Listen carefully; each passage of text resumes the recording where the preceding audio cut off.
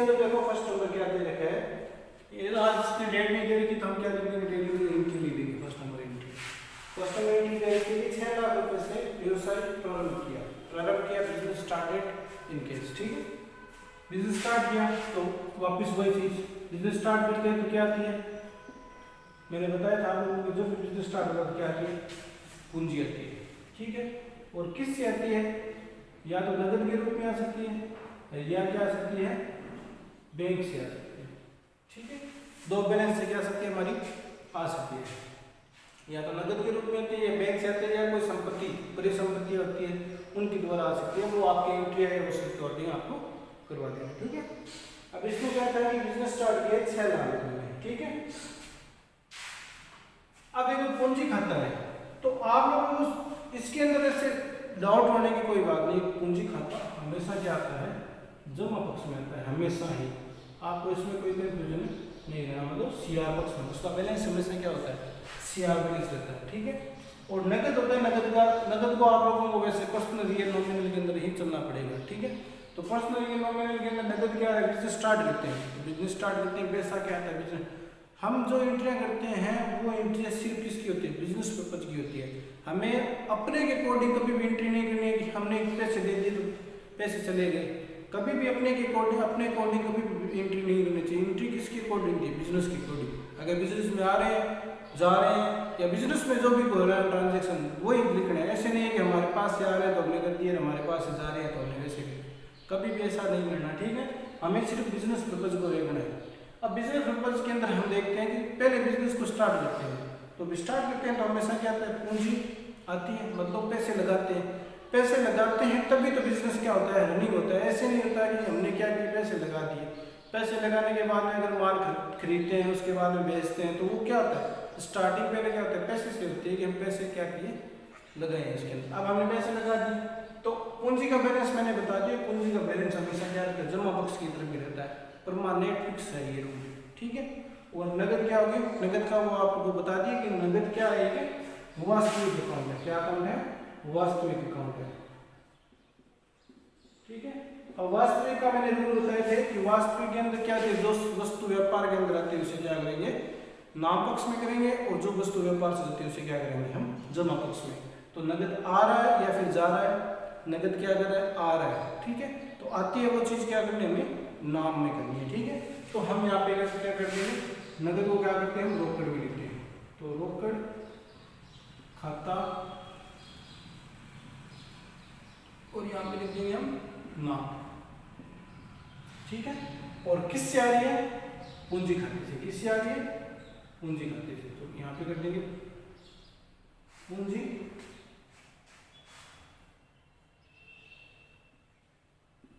खाते से। नगद आ रहे हैं, किससे आ रहे हैं, पूंजी खाते से आ रहे हैं। कितने रुपए आ रहे हैं, और एक 6 लाख रुपए, 6 लाख। ये लिखिए नाम में, पक्ष में नाम प्रभारी, ये लिखिए 6 लाख। ठीक है, और यहाँ पे भी लिख दो 6 लाख। ठीक है, अब हमारी सबसे बड़ी दिक्कत होती है कई बच्चों की, नरेशन के अंदर क्या करना है। अब इस एंट्री के अंदर जो चीज बोल रहा है बोलिए, तो एंट्री के अंदर क्या बोल रहे हैं, व्यवसाय प्रारंभ किए नगद के साथ, तो इसके अंदर नरेशन में क्या करेंगे, नगद राशि से, नगद राशि से व्यवसाय आरंभ किया।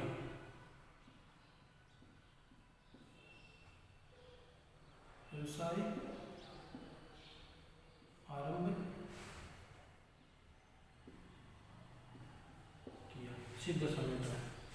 आगे समझ में कि रोकड़ खाता क्या कर लेंगे, रोकड़ खाते में आएंगे पैसे, किससे आ रहे हैं, पूंजी खाते से आ रहे हैं, और नरेशन या नगद राशि से क्या किया, व्यवसाय को प्रारंभ किया। हो गई एंट्री फर्स्ट। बात करते हैं सेकेंड एंट्री। ठीक है, सेकेंड एंट्री को करो, 4.5 लाख रुपए हमने बैंक में जमा करवाए। 4.5 लाख रुपए, 4,50,000 रुपए हमने बैंक में जमा करवाए। ठीक है, बात करते हैं एंट्री। तो देखो दो चीज आ गई इसमें, नाम किसका आ गया, बैंक में, और बैंक में हमेशा क्या जमा होता है, नगद ही जमा होता है। एक चीज आ गई हमारे नगद की, दोनों क्या अकाउंट है, अकाउंट का रिलेशन आप लोगों को बताना चाहिए कि दोनों को अकाउंट किसके अंदर है। बैंक क्या होता है हमारे पास, एक व्यक्तिगत होता है, किसी निजी पर्सन से संबंधित होता है, ठीक है। और नगद क्या होता है हमेशा, आप लोगों को बताया था लास्ट वीडियो में, किससे रिलेशन होता है, वास्तविक से। ये रखता है व्यक्तिगत से और नगद रखता है हमेशा वास्तविक से, ठीक है। अब हमें ट्रांजैक्शन का देखना है कि ट्रांजैक्शन दे सकते हैं। बैंक है तो वास्तविक व्यक्तिगत का रूल क्या होता है कि जो व्यक्ति प्राप्त करता है उसे क्या करेंगे, नाम करेंगे, और जो व्यक्ति देता है उसे क्या करेंगे, जमा करेंगे, ठीक है। और नगद वाला वास्तविक वाला भी होता है कि जो वस्तु व्यापार के अंदर होती है उसे क्या करेंगे, नाम करेंगे, जो वस्तु व्यापार से उसे क्या करेंगे, हम जमा करेंगे, ठीक है। तो हमें ये चेक करना है कि बैंक के अंदर पैसे आते हैं, आ रहे हैं, जा रहे हैं, बैंक में जमा कराएंगे पैसे, तो सीधी सी बात है कि बैंक के अंदर पैसे आएंगे। तो जो आती है उसे क्या कर देंगे, नाम। ये क्या करने वाला है, प्राप्त करने वाला है, बैंक क्या है, प्राप्त करने वाला। और नगद व्यापार से जा रहा है, वस्तु है, जा रहा है, तो इसे क्या कर देंगे, जमा, ठीक है, इसको क्या करते हैं, जमा। तो इसकी एंट्री क्या हो जाएगी, बैंक खाते में आ रहा है तो बैंक खाता नाम, ठीक है। किससे आ रहे हैं, रोकड़ खाते से जमा आ रहे हैं तो रोकड़ खाते से, ठीक है। कितने रुपए जमा आ रहे हैं, 4,50,000 रुपए,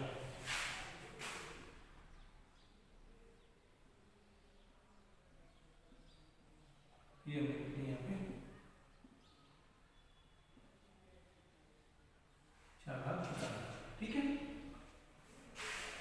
अब हमारी बात आती है नरेशन की। तो नरेशन के अंदर क्या चीज कह रहे हैं, बैंक के अंदर पैसे जमा करवाए, तो वही चीज हमें लिखनी है। हमने क्या किया कि बैंक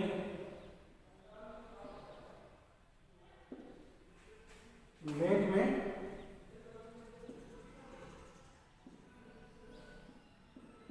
धनराशि जमा की,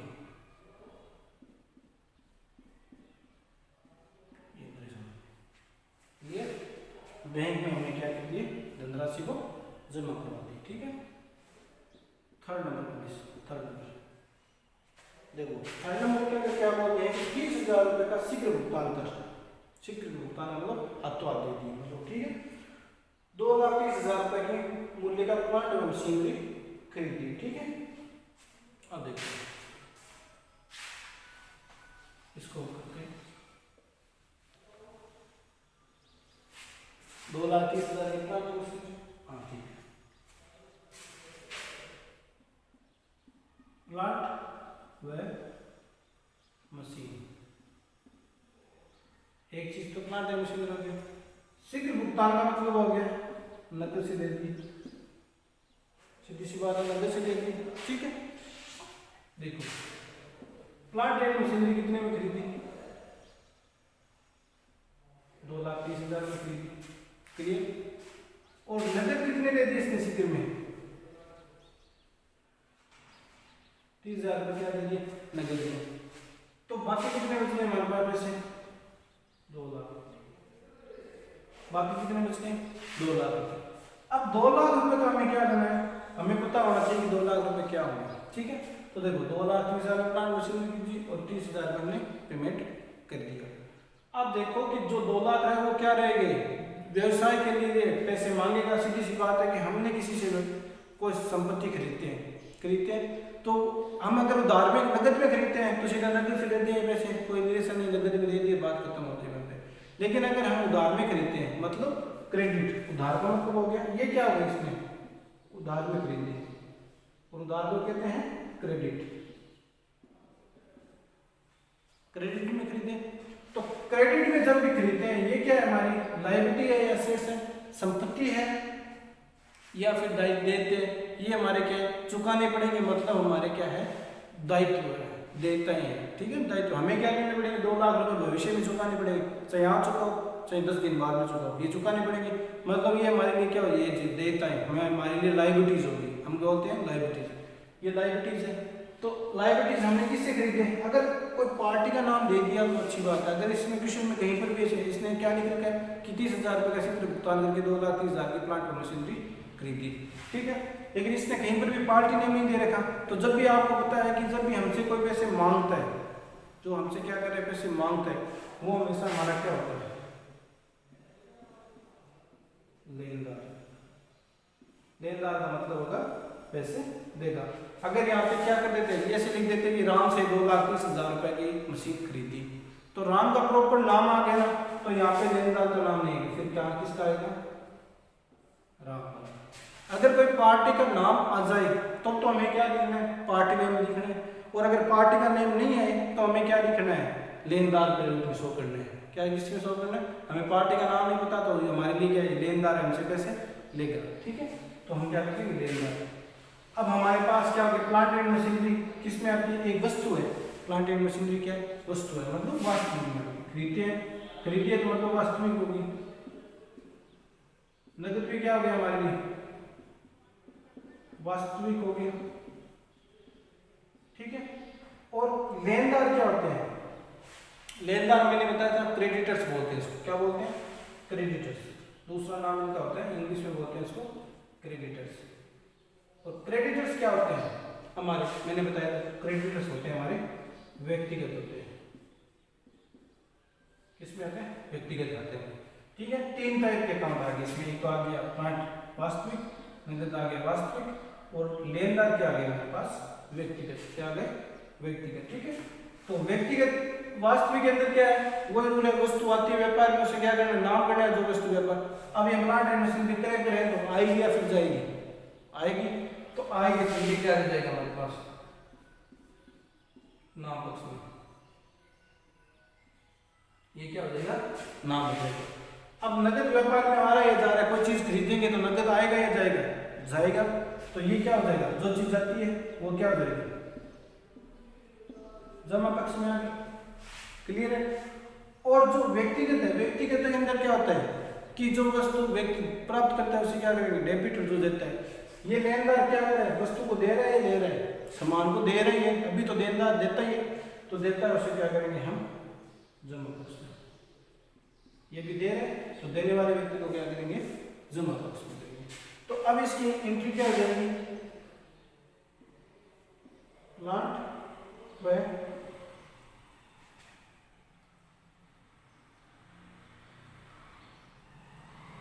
प्लांट व मशीन खाता क्या हो जाएगा? नाम, ठीक है। किससे ले रहे हैं? एक तो ले रहे हैं रोकड़ से,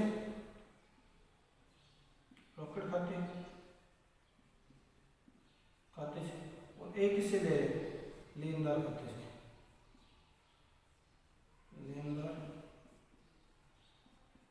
खाते से, ठीक है। अब देखो मशीन कितने में खरीदी? 2,30 में, हमने 2,30 के 2,30 कर दिए, ठीक है। रोकड़ से कितना भुगतान कर दिया हमने? 30,000 रुपये का भुगतान कर दिया। और 2 लाख और बाकी के है, बाकी हमारे क्या बच जाएंगे? लेनदार। 2,30,000 के क्या बच जाएंगे?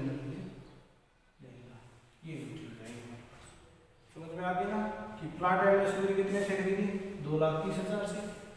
रोकड़ खाता किससे कर दिया? 30,000 से रोकड़ का भुगतान कर दिया, और बाकी जो मेरे सकते वो किसका बच गया? लेनदार का बच गया, ठीक है। अब हमारे पास बात करते हैं नरेशन। तो इसकी नरेशन क्या हो जाएगी? नरेशन इसकी बहुत बड़ी है नरेशन। इसकी नरेशन क्या हो जाएगी कि प्लांट व मशीन प्लांट व मशीनरी का क्रय 30,000 रुपये नगद देकर किया, और शेष राशि का भुगतान आवर्ती तिथि पर किया जाएगा। आवर्ती तिथि का मतलब क्या हो गया? जो डेट आएगी उसकी, जो उसको पेमेंट करना है उस डेट को क्या कर दिया जाएगा? पेमेंट कर दिया जाएगा, ठीक है। तो ये हमारी ये 3 एंट्री। अब हम क्या करते हैं? आगे स्टार्ट करते हैं। अब हम बात करेंगे 4th नंबर एंट्री। देखो 4th नंबर एंट्री में क्या कह रखा है कि 40,000 रुपये का नगद व 45,000 रुपये का माल उधार खरीदा, ठीक है। अब देखो 40 का तो क्या खरीदा है? नगद में, और इसका क्या कर रहा है, उधार कर रहा है, ठीक है। नगद और उधार टोटल मिला के माल खरीदा कितना है इसका 85,000 का, टोटल माल क्रय कितना किया 85,000 का, जिसमें से नगद खरीदा 40,000 का और उधार खरीद रहे हैं, तो खरीदे उधार खरीदेगा वो क्या हो जाएगा हमारे लिए लेनदार, क्या हो जाएगा लेनदार, खरीद रहे हैं, ठीक है। तो टोटल माल कितने गया 85,000 का, इसमें 40 नगद से पेमेंट कर दिया और बाकी 45 क्या रख लिए उसे उधार रख लिए, ठीक है। तो देखो हमने पहले क्रय किया, तो क्रय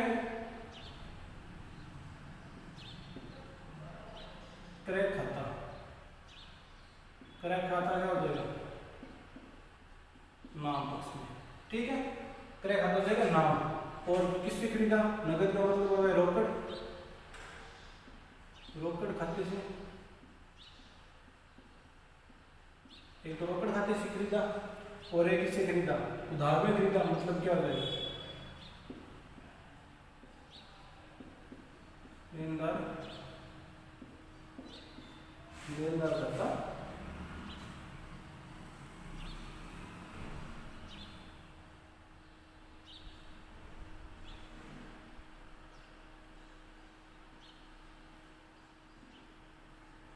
लेनदार खाते से, ठीक है। तो देखो क्रय किया हमने 86,000 रुपये का हमारा टोटल, जिसमें से पेमेंट कितने का कर दिया हमने 40 का, उधार में कितना रह गया हमारे पास 45, ठीक है। अब हम इसकी क्या करेंगे निर्देशन की बात करते हैं, तो निर्देशन में क्या हो जाएगा उधार व नकद माल क्रय किया, नकद और उधार माल दोनों क्रय कर रहे हैं, कि नकद में भी दे रहे हैं और उधार में भी दे रहे हैं, तो ये बताइए, ठीक है। अब हम बात करते हैं 5th नंबर एंट्री की। 5th नंबर एंट्री में क्या बोल रहा है कि नकद बिक रहा है 70,000 रुपये और लागत मूल्य कितना है 50,000 रुपये, ये बात मुझे की लागत मूल्य, ये कह रहे हैं कि 70,000 रुपये का माल बेचा, किसने बेचा, इसमें कहीं पर भी करेगा, किसने बेचा, इसे कहीं पर भी नहीं लिख रहा, तो हम क्या मानेंगे इसको रोकड़ से मानेंगे। सॉरी, इससे पहले ये क्योंकि और दे रखी है कि प्लांट और मशीनरी की पूर्तिकार को 2 लाख रुपए का चेक जारी किया, मतलब जो हम जिससे हमने लेनदार जो हमने की थी ना 3rd नंबर एंट्री से पहले कि हमने क्या किया था 2 लाख रुपए उसे उधार छोड़े थे, उसको हमने किससे भुगतान कर दिया चेक से भुगतान कर दिया। तो देखो चेक से करने मतलब क्या हो जाएगा बैंक हो जाएगा और हो जाएगा लेनदार, ठीक है। दोनों ही हमारे क्या है व्यक्तिगत है, दोनों हमारे व्यक्तिगत से रिलेशन रखते हैं। तो बैंक से क्या करें पेमेंट करें, तो बैंक जा रहा है मतलब देने वाला है, तो ये किस में हो जाएगा देने वाला है मतलब जमा हो जाएगा, और लेनदार प्राप्त करने वाला है, तो ये किस में आ जाएगा नाम में, क्या जाएगा नाम में। तो यहाँ पे आ जाएगा लेनदार खाता,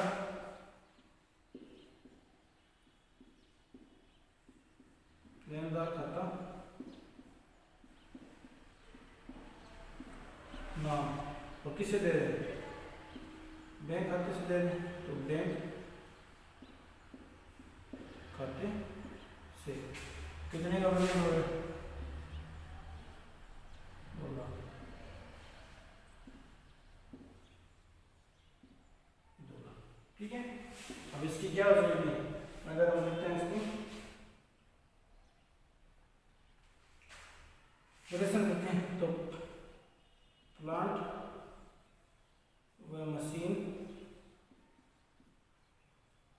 प्लांट व मशीन के आपूर्ति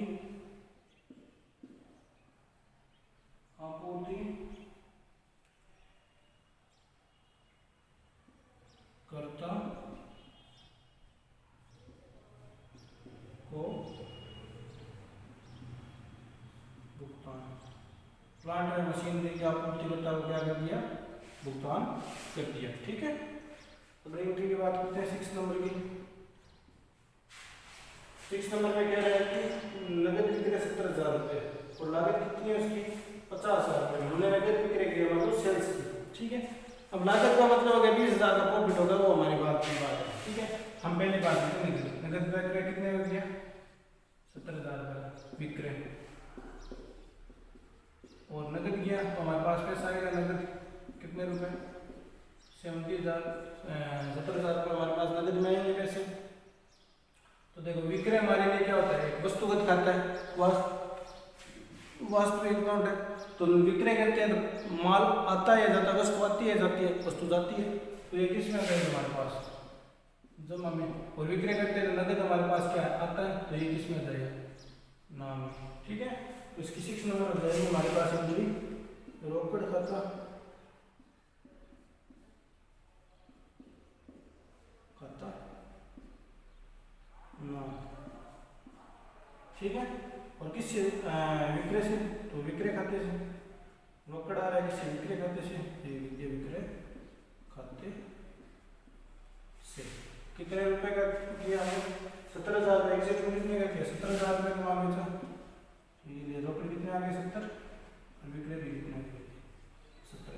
ठीक है, अब हम बात करते हैं नरेशन की। तो नरेशन का सीधा सा मतलब क्या है, लाभ पर क्या किया माल विक्रय किया, हमने लाभ कमाया, लाभ पर माल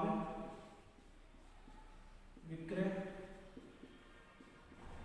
किया। सीधी सी बात है कि लाभ पर हमने माल बेच दिया कि 50,000 का था 70 में बेच रहे हैं, तो क्या हो गया 20,000 रुपये का क्या हो गया हमें लाभ हो गया।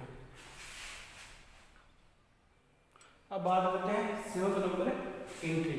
7th नंबर एंट्री में क्या बोलते हैं कि स्वामी ने व्यक्तिगत उपयोग के लिए 35,000 रुपये की धनराशि आरत की। आरत की मतलब क्या हो गया आरण हो गया, तो व्यक्तिगत यूज के लिए निकालते हैं क्या बोलते हैं आरण। आरण को इंग्लिश में क्या बोलते हैं ड्राइंग। ठीक है, व्यक्तिगत यूज के लिए हम इसमें क्या किए पैसे निकाले। ठीक है, नगद निकाला तो यहाँ पर रहेगा ये किससे रिलेशन रखता है कैपिटल से, तो ये क्या हो जाएगा। अब ऐसे नहीं करेंगे इसको हमने कैपिटल से रिलेशन रखता है तो हम इसको जमा बॉक्स में कर देंगे, ये नहीं होता कभी भी। ठीक है ना, ड्राइंग क्या होती है व्यक्ति की पर्सनल होती है, व्यक्तिगत का आ गया तो जो चीज आती है उसे क्या करेंगे डेबिट, और जो वस्तु जाती है उसे क्या करेंगे क्रेडिट।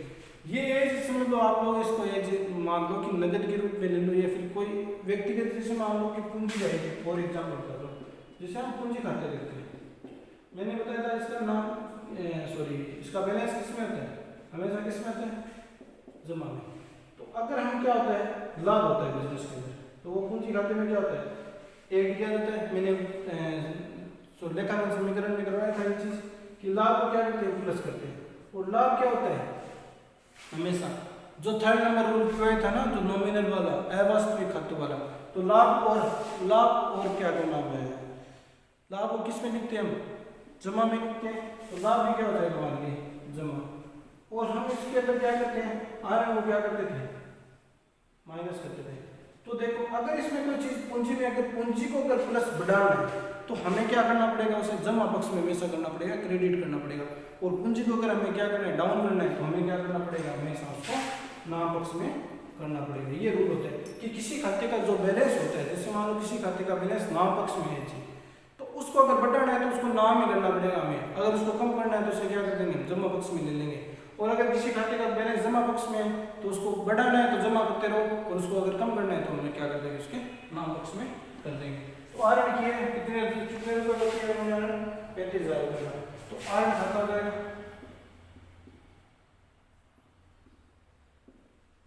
आरण खाता कौन सा साइड में नाम पक्ष में, आरण खाता हो जाएगा नाम पक्ष में। ठीक है, और किससे कर रहे हैं रोकड़ से कर रहे हैं, तो हमने लिख दिया रोकड़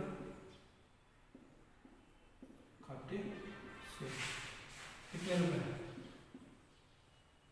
35,000, ये हमने लिख दिए 35,000। अब बात करते हैं नरेशन की। तो नरेशन का सीधी सी बात है व्यक्तिगत उपयोग के लिए पैसे निकालेंगे, वही हमारे लिए क्या हो जाएगी नरेशन हो जाएगी। व्यक्तिगत उपयोग के लिए धनराशि निकाली।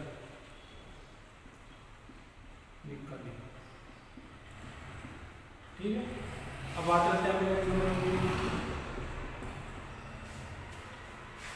क्या दे रखे हैं हमें कि बीमा खाते से चेक द्वारा 2500 रुपये का बीमा की किस्त का भुगतान किया। हमने क्या किया, चेक द्वारा बीमा की किस्त चुका दी। इंश्योरेंस प्रीमियम हमारे लिए क्या है, अवास्तविक खाता है। तो अवास्तविक इंश्योरेंस प्रीमियम बिजनेस के लिए क्या होता है, खर्चा होता है। खर्चा हमेशा क्या होता है, नाम पक्ष होता है। तो नाम पक्ष से किससे चुका रहे हैं, बैंक से। तो बैंक क्या हो जाएगा हमारे पास जमा पक्ष में। तो क्या होता है, सीधी सी एंट्री है एकदम सिंपल कि बीमा खाता नाम किससे चुका रहे हैं, बैंक खाते से। सीधा जाएगा बैंक खाते से। कितने रुपए चुका रहा है वो लिख दो, 2500 रुपये। 2500 रुपये,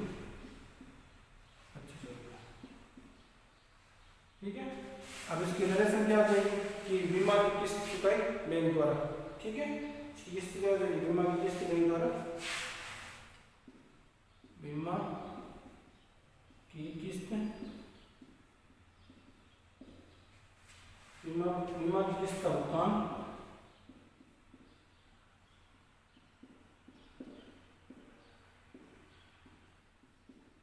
चेक द्वारा किया है, चेक से ये होगा, ठीक है। अब बात करते हैं 9th नंबर एंट्री की। 9th नंबर एंट्री में क्या बोल रखे हैं कि 5500 रुपये का वेतन बकाया है। 5500 रुपये का वेतन क्या है, बकाया है। अब देखो, अब बात आ गई हमारे पास, ये है सैलरी। क्या है, सैलरी। सैलरी बिजनेस के लिए क्या होता है, खर्चा होता है, खर्चा होता है। तो एज हमें क्या लिखना था, इसको नाम पक्ष में लिखना था, क्योंकि सैलरी क्या है, नाम पक्ष में, क्योंकि खर्चा होता है, खर्चा होता है नाम। लेकिन अब इसको किस नाम पर लिखेंगे, जब एग्जैक्ट सैलरी जैसे 15,000 किसी व्यक्ति की सैलरी है, उसको 15,000 के 15,000 पेमेंट कर दी, तब इसमें लिखेंगे नाम। और अब ये कह रहा है कि ये सैलरी क्या है, आउटस्टैंडिंग सैलरी है। आउटस्टैंडिंग सैलरी का मतलब क्या है, बकाया सैलरी है, बकाया सैलरी है। तो मैंने आपको बकाया सैलरी का जो मैंने असेट्स और लायबिलिटीज करवाई थी, जो देयताएं और परिसंपत्तियां करवाई थी, जिसमें मैंने लायबिलिटीज को कौन साइड में लिखा था, देयताएं, इसमें लिखा था देयताएं। तो अगर इसका पेमेंट हो जाता तो किसमें लिखते हैं, नाम पक्ष में। लेकिन अगर इसका पेमेंट नहीं हुआ तो हम किसमें लिखेंगे, इसको जमा में। ये क्या अभी तक पेंडिंग चल रही है, तो जमा पक्ष में लिख देंगे। किस चीज के बोल के लिख देंगे हम, किस चीज का बोल के, देखो सैलरी खाते का है और क्या बकाया चल रहा है। देखो ये एंट्री नई एंट्री है, जिसके अंदर इसने क्या रखा है कि वेतन खाता, किस चीज का चल रहा है, वेतन खाता नाम। इसने क्या कर दिया, वेतन को, सैलरी को शो कर दिया कि 5500 रुपये सैलरी है, ठीक है। लेकिन इस अगर ये पेमेंट कर देता है यहाँ पे, तो हम क्या कर देते, रोकड़ से कर देते या बैंक से कर देते इसका पेमेंट। लेकिन इसने क्या किया, इसका पेमेंट नहीं किया, इसका क्या कर दिया, इसने बकाया कर दिया। यहाँ पे लिख देंगे बकाया वेतन खाता, क्या लिखते हैं, बकाया वेतन खाते से। ये अगर देखो वेतन खाता नाम पक्ष होता है, मैंने बताया था खर्चा, खर्चा हमेशा क्या होता है, नाम पक्ष में होता है, ठीक है। लेकिन अगर हम इसका पेमेंट कर देते, अगर नगद से कर देते, रोकड़ कर देते, अगर चेक से कर देते, बैंक कर देते। लेकिन अगर इसने पेमेंट किया नहीं तो हम क्या शो करेंगे, बकाया खाते से शो करेंगे, मतलब आउटस्टैंडिंग सैलरी से शो करेंगे। कितने रुपए दे देते इसने, 5500 रुपये, ये देखिए 5500 रुपये। नाम पक्ष में नाम पक्ष की और जमा पक्ष में जमा पक्ष की, ठीक है। अब इसकी नरेशन क्या हो जाएगी, 5500 रुपये का वेतन बकाया चल रहा है, तो ये नरेशन हो जाएगी, बकाया वेतन हो जाएगा,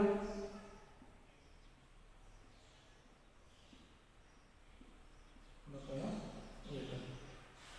लास्ट नंबर एंट्री है 10th number. 10th number entry क्या दे रहे हैं कि 30,000 रुपये का नगद फर्नीचर खरीदा, 30,000 का फर्नीचर खरीदा। अब देखो फर्नीचर खरीद दिया, नई चीज क्या है, ये फर्नीचर आया, ठीक है। और किस में खरीदा, नगद में।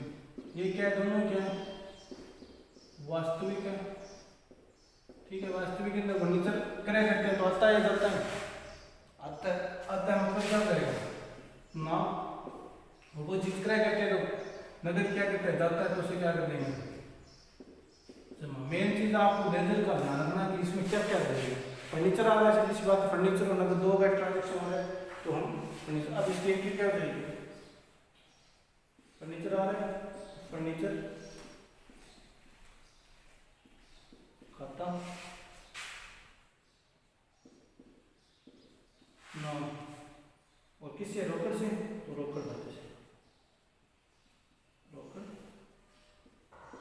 खाते से कितने रुपए में, 30,000 रुपये में, 30,000, ठीक है। और यहाँ पे नरेशन क्या हो जाएगा, नकद में क्या किया, फर्नीचर खरीदा, ठीक है। तो ये आपको